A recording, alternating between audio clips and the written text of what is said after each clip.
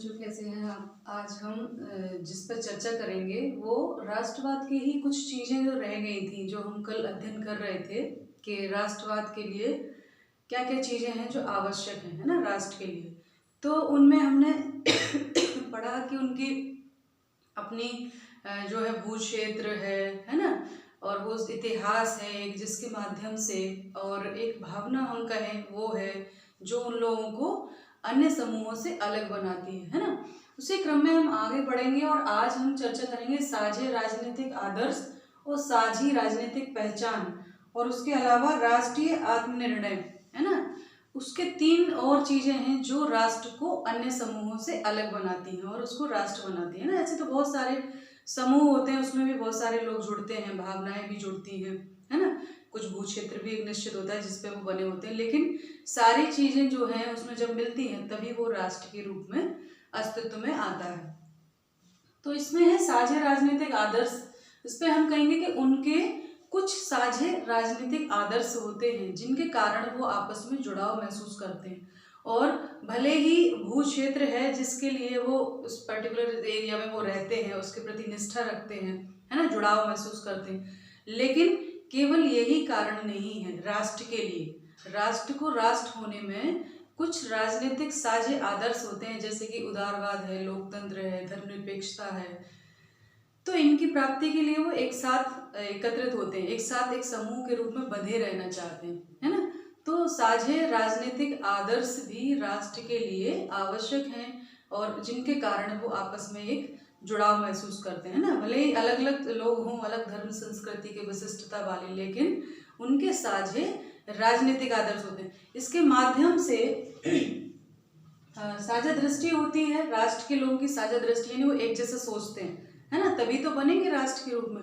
जब एक जैसे सोचेंगे तो साझे दृष्टिकोण के कारण साझे राजनीतिक मूल्यों का भी निर्माण होता है ना, कि वो किस तरह का राष्ट्र बनना चाहते हैं। क्योंकि मेन बात तो यही है कि वो एक समान राष्ट्र चाहते हैं, तभी सारे लोग एकत्रित हुए, एक साथ खड़े।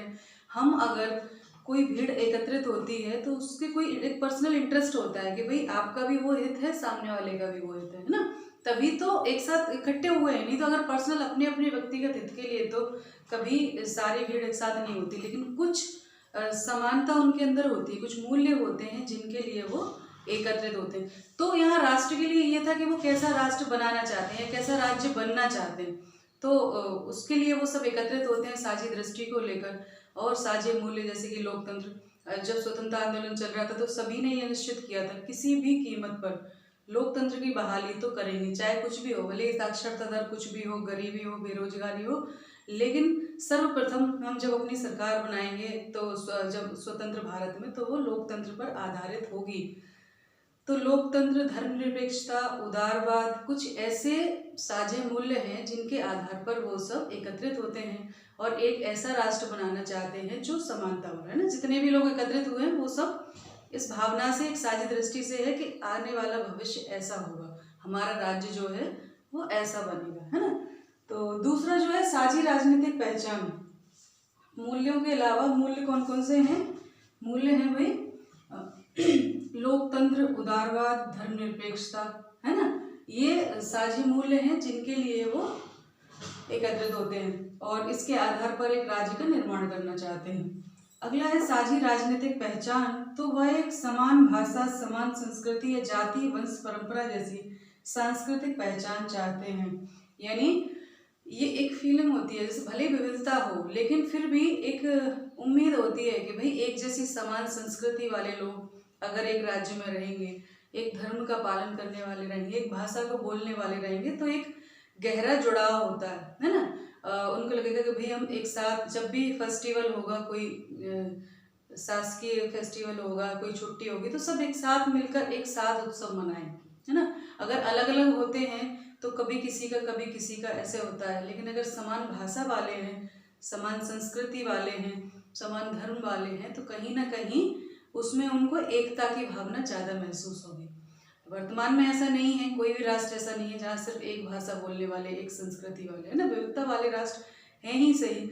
लेकिन अगर इन चीज़ों को मान्यता दी जाए तो जो अल्पसंख्यक लोग हैं, यानी जिनकी संख्या बहुत कम है, तो उनके लिए संकट की स्थिति पैदा हो जाती है ना। उनके लिए संकट ये हो जाता है कि भाई अगर बहुत सारी संख्या में एक जैसे लोग हैं और उनके आधार पर कोई राज्य बना दिया तो उनका क्या होगा, जो चंद लोग हैं उनके हित भी कहीं ना कहीं प्रभावित होंगे। अगला जो है वो है राष्ट्रीय आत्मनिर्णय, यानी सभी जो लोग राष्ट्र के लिए लड़ते हैं या राष्ट्रीय भावना से काम करते हैं उनके लिए सबसे प्रमुख मुद्दा है कि भाई ठीक है, भू क्षेत्र भी है अपना, इतिहास भी है अपना साझा, लेकिन आत्मनिर्णय का अधिकार वो चाहते हैं कि उनका स्वयं का आत्मनिर्णय का अधिकार हो, वो क्या करना चाहते हैं। इसीलिए बहुत सारे जो 20वीं सदी के बाद जो है बहुत सारे राष्ट्र जब स्वतंत्र हुए तो उनका यही मांग थी कि उनको ये स्वतंत्रता दी जाए कि एक राष्ट्र के रूप में वो अपना आत्मनिर्णय ले सकें। जैसे कि भारत में औपनिवेशिक शासन था तो सारे निर्णय जो है क्राउन के होते थे, ब्रिटेन के क्राउन के, उनका इम्प्लीमेंटेशन यहाँ होता था। तो यही तो मांग थी। स्वतंत्रता क्या होती है, अपना शासक हम स्वयं चुने, अपने निर्णय हम स्वयं करें, अपनी नीतियां हम स्वयं बनाएं, तो यही आत्मनिर्णय का अधिकार होता है। तो स्वतंत्रता आंदोलन के दौरान भी यही सब चीजें चल रही थी। लेकिन ये जो अधिकार एक राष्ट्र के रूप में पहचान की बात है कि लोग कह रहे थे कि भाई हमें एक भाषा है तो एक राष्ट्र बना दो, एक संस्कृति है तो एक राष्ट्र बना दो। बहुत सारे राष्ट्र अलग भी हुए और छोटे छोटे, इसलिए उनकी भौगोलिक सीमाओं में भी अंतर आया, है ना। अगर हम बात करें भारत और पाकिस्तान के विभाजन की तो कहीं ना कहीं वो भी एक धर्म एक राष्ट्र के सिद्धांत पर आधारित था और अलग बना। उनका कहना था कि भाई हम लोग इस्लाम वाले हैं तो हमारा एक अलग राष्ट्र होगा और हिंदू बहुल जो क्षेत्र है वहाँ हिंदू राष्ट्र बन जाएगा भारत के रूप में। ऐसा संभव नहीं था क्योंकि कोई भी पूरे भारत में ऐसी स्थान नहीं था कि जहाँ से रेखाएं खींच दी जाएं और कहें कि यहाँ हिंदू नहीं रहते या मुसलमान नहीं रहते, क्योंकि बहुत वर्षों से साथ रहते आए थे। तो इस प्रकार से हालांकि कोशिश की गई, पूर्व का जो हिस्सा है वो अलग किया गया, पश्चिमी उत्तर प्रदेश, कुछ ऐसे भाग जो थे जहाँ बहुलता थी उनको काट के अलग किया गया। लेकिन जब अलग हुए तो कितने सारे उनको फिर समय दिया गया कि कोई भी जो हिंदू राष्ट्र में आना चाहे वो इधर आ सकता है, कोई भी एक समय सीमा निर्धारित की कि उस तरफ जा सकते। कितने लोग विस्थापित हुए, कितने लोगों की संपत्ति, परिवार, सब कुछ छूटा, है ना।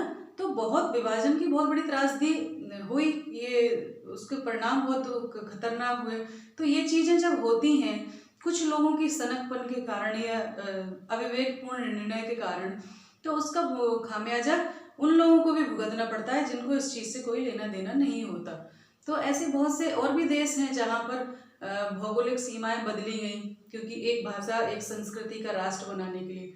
लेकिन जब भी ऐसा होता है तो विस्थापन से जो परिस्थितियां, जो दर्द उत्पन्न होता है वो उस समाज को झेलना पड़ता है ना। और खासकर कितने भी राष्ट्र बना दिए जाएं पर जो अल्पसंख्यक समूह हैं उनके लिए कष्ट हमेशा ही बना रहता है, क्योंकि वो तो हमेशा ही अल्पसंख्यक रहेंगे, उनके हितों की बात कौन करेगा, है ना, क्योंकि वो संख्या में कम है, उनको लेके एक अलग राष्ट्र तो बनाया नहीं जा सकता। तो उनकी परेशानियां हमेशा रहती हैं। साथ ही साथ भौगोलिक सीमाएं जब बदलती हैं तो कहीं भी ऐसा नहीं है कि किसी राष्ट्र में सिर्फ एक ही भाषा, एक ही धर्म, एक ही संस्कृति वाले लोग हों। विविधता पूरे विश्व में है तो वो विविधता बरकरार रहती है और उससे एक की सर्वोपरिता हो जाती है, दूसरे को वो दंश झेलना पड़ता है। तो ये कुछ चीजें थी जो राष्ट्रवाद या राष्ट्र को बनाने के लिए ये लोग आवश्यक समझते हैं।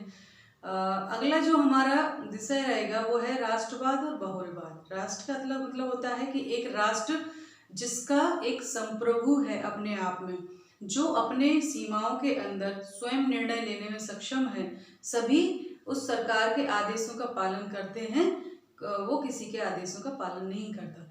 लेकिन बहुलवाद ये कहता है कि ऐसे बहुत से और भी समूह हैं जिनके प्रति अगर अपन बात करें निष्ठा की तो उनके लिए निष्ठा भी होती है, एक जनसंख्या भी होती है, ऐसी बहुत सारी चीजें। तो उनके एक आदर्श भी होते हैं, उनके मूल्य भी होते हैं, साझी विरासत भी होती है। तो क्या राष्ट्र को ये सम्मान पाने का अधिकार, ऐसी ऐसी बातें उसके अंतर्गत आती हैं बहुलवाद के अंतर्गत, कि समाज में केवल राज्य राष्ट्र ही सम्मान पाने के अधिकारी नहीं है, बल्कि अन्य और समूह भी होते हैं जिनके प्रति लोगों की निष्ठा होती है। तो कल हम उस टॉपिक पर चर्चा करेंगे। आज जो है ये जो मैंने बताई हैं वो चीज़ें तो राष्ट्र के लिए बताई गई हैं। अपने अपने फायदे और नुकसान होते हैं, लेकिन हम चूंकि राजनीति विज्ञान के स्टूडेंट हैं तो हमें जो चीज़ें जैसी हैं वैसी पढ़नी है, समझनी पड़ेंगी और अपने दृष्टिकोण से भी समझना बहुत आवश्यक है ना। किताबी ज्ञान तो है ही सही, लेकिन मैं बार बार कहती हूँ कि राजनीति विज्ञान की प्रयोगशाला संपूर्ण समाज है। तो वहाँ क्या घट रहा है, क्या हो रहा है, सिद्धांत क्या कहते हैं, व्यवहार क्या है, इनके बीच में अंतर करना, इनको सही समझना, ये भी बहुत आवश्यक है। तभी आपकी शिक्षा का कोई मूल्य है। अदरवाइज सिर्फ ये कि हम पेपर में नंबर ला रहे हैं तो इसलिए कोई भी विषय नहीं पढ़ाया जाता है। किसी विषय के पीछे एक गहरी धारणा होती है कि आपकी समझ विकसित करना, कि आपकी समझ विकसित हुई तो आप समाज में फिर उसके अनुसार व्यवहार करें, है ना। तो ये चीज़ें आप जब भी हों, कभी आपके यहाँ इलेक्शन हो, कभी आपके यहाँ कोई समुदाय कम्युनिटी आप देख रहे हैं, राष्ट्रीय भावना तो अभी आपने देखा होगा सोशल मीडिया पर भर भर के निकलती हैं, लेकिन बात वही है कि हम अपनी भावनाओं को व्यक्त करते हैं तो इस बात का ध्यान रखें कि सामने वाला आहत नहीं हो, क्योंकि ये राष्ट्र किसी एक का नहीं होता है। जितनी जनसंख्या, जितने निवासी वहाँ हैं, सभी की अपनी निष्ठाएं हैं, सभी की अपनी भावनाएं हैं, कोई कम ज़्यादा नहीं होता। सोचने का नज़रिया अलग होता है या फिर व्यक्त करने का नज़रिया अलग होता है। तो ऐसी चीज़ें ये जब होती हैं तो आपको ये मंथन करने का, अभी वर्तमान में जो देशभक्ति, जो राष्ट्रवाद की बातें चल रही हैं, उनमें मंथन करने की आवश्यकता है कि कितनी अतिवादिता है। अतिवादिता नहीं होना चाहिए। हम जैसा सोचते हैं, सामने वाला अलग सोचता है तो उसकी निष्ठा कम नहीं हो गई या हमारी निष्ठा बहुत अधिक नहीं हो गई। जब करने की बारी आती है देश के लिए तो कौन कितना करता है ये मायने रखता है ना। सभी लोग सीमा पर खड़े नहीं हो सकते, लेकिन आप अपने जिस स्थान पर खड़े हैं, जो कार्य आपको सौंपा गया है उसको कुछ भी नहीं कर सकते तो अपने आप को एक अच्छा नागरिक बनाकर आप अपनी देशभक्ति की परीक्षा में पास हो सकते हैं ना। अपनी जो काम है उसको बहुत अच्छे से करें, अपने परिवार को अच्छी दिशा में ले जाएं तो देश का विकास होगा। और यही राष्ट्रवाद है और यही सच्चा राष्ट्रवाद है ना। सिर्फ किसी को गाली देने से, अपशब्द बोलने से या अपनी भड़काने से, ये सब चीज़ें राष्ट्रवाद के अंतर्गत नहीं आती। राष्ट्रवाद का अर्थ होता है हम अपनी राष्ट्रीय सीमाओं की, राष्ट्रीय ध्वज, राष्ट्रीय प्रतीक, राष्ट्रीय भूमि, राष्ट्र की जो संपदा है उसमें वन, जल, नदी, पहाड़ के अतिरिक्त वो लोग भी आते हैं, वो भी एक राष्ट्र है, उनका भी सम्मान करें, उनकी भावनाओं का सम्मान करें, उनकी अस्मिता का सम्मान करें। यही सच्चा राष्ट्रवाद है। और हम इसके विकास के लिए क्या कर सकते हैं, है ना, वो कार्य अगर हम करें तो इससे बड़ा राष्ट्रवाद कुछ नहीं है, इससे बड़ी देशभक्ति कुछ नहीं है। तो ये भी बहुत ज़रूरी है, क्योंकि विषय निकला है तो इससे संदर्भित कि आप कैसे चेक कर सकते हैं ये सब चीज़ें। तो हमें किसी से लड़ना झगड़ना नहीं है, बस आप मापें, तोलें और अपनी बात रखें। सामने वाला माने तो ठीक, नहीं माने तो ठीक, हमें आर्ग्यू नहीं करना है जैसे कि सामने वाले करते हैं। आप अपनी बात, अपना दृष्टिकोण विकसित करें, है ना। कहते हैं कि खुद बदलोगे जग बदलेगा। स्वयं बदलें, कोशिश करें आपके परिवार के लोगों को भी समझ में आए। तो इसीलिए ये सारी चीज़ें, ये शिक्षा प्रदान की जाती है ना। एक अच्छा नागरिक बनाने के लिए राजनीति विज्ञान पढ़ाया जाता है। तो आज के लिए इतना ही। अगले वीडियो में इसके और आगे बढ़ेंगे और राष्ट्र के बाद और बहुलवाद के बीच का अंतर समझने की कोशिश करेंगे। तो ध्यान रखिए, पढ़ाई करते रहिए। नमस्ते सभी को, धन्यवाद।